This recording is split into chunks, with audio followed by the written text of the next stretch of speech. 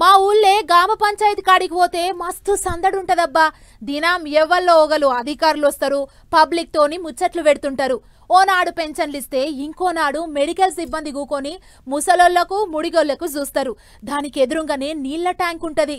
ఇక పొద్దుక్తే చాలు అమ్మలక్కలంతా మంచినీళ్ల బిందెలు పట్టుకొని గా ట్యాంక్ కాడికి పోతే మస్తు సందడుంటది.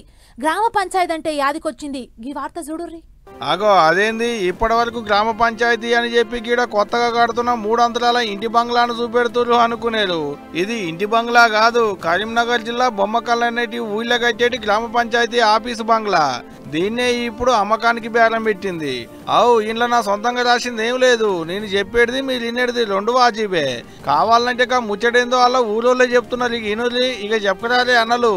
అట్టి దానిని అగ్రిమెంట్ సెక్రటరీ పేరు చేయడం జరిగింది. చేసిన తర్వాత నిర్మాణం చేపట్టడం జరిగింది. ఒక దుర్బుద్ధితోటి అమ్మకాలని ప్రయత్నం చేస్తుండు. అమ్మిను ఎవరికో ఆన్లైన్ ద్వారా కూడా రిజిస్ట్రేషన్ చేయడం జరిగింది. అతనిపై చట్టపరంగా చర్య తీసుకొని మొత్తం 2 ఎకరాల భూమి అండ్లకించి 3 గుంటల భూమిని గ్రామ పంచాయతీ కొరకు రాసిచ్చిండట భూముల వ్యాపారం చేసుకునేట ఆయన. కానీ పట్టా కాలేదట ఇప్పటికి కూడా. ఊరికో ఆధారం ఉండాలని ఊరోళ్ళంతా తలాయిని తీసుకొని గిట్ల గ్రామ పంచాయతీ ఆఫీస్ కొరకు 3 అంతరాల బంగ్లా కట్టించారు. నీళ్ల సౌలత్ ఉండాలని జాగల బోరు కూడా వేయించిల్లాట.